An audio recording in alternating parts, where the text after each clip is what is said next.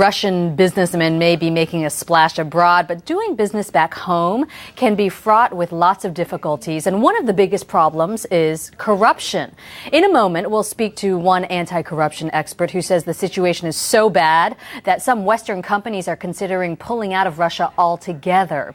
But first, we wanted to see how the situation in Moscow compared to other countries in the world. CNN's Matthew Chance is in the Russian capital, while Christian Purefoy explains how corruption is rife in Nigeria. But first, here's Arwa Damon with the view from Indonesia. I'm Arwa Damon in Jakarta. Indonesia was just ranked #1 most corrupt country out of 16 major investment destinations in Asia Pacific. This is according to the Hong Kong-based political and economic risk consultancy.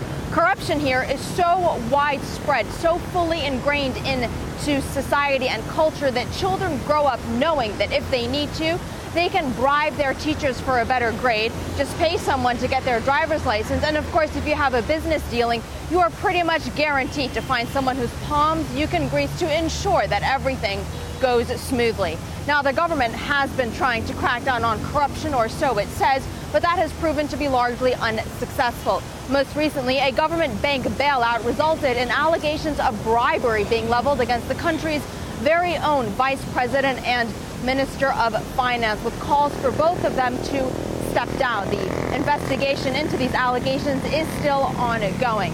Now, corruption here is so ingrained into the culture that people say it is going to take generations for it to be fully eradicated, with the very head of Corruption Watch in Indonesia saying that corruption in this country is like that advertisement for Coca-Cola and the saying that goes, anytime, anywhere.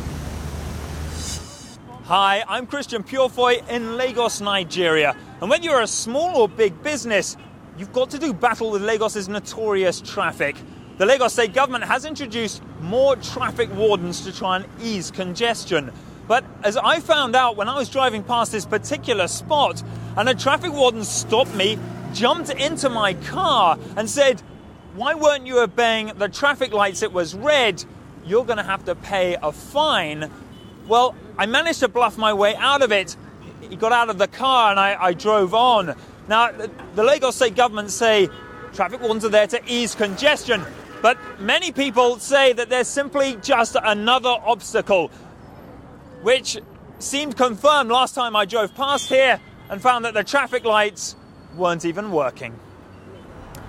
I'm Matthew Chance in Moscow, and if you ask people doing business here for advice, they'll probably suggest you look elsewhere to start a company, because even though profits can be huge in this country, it has bureaucracy and corruption to match. The German NGO Transparency International rates Russia 146th out of 180 countries on its corruption index. And get this, it says about $300 billion a year are paid in bribes in Russia. Russia is one tricky place to do business.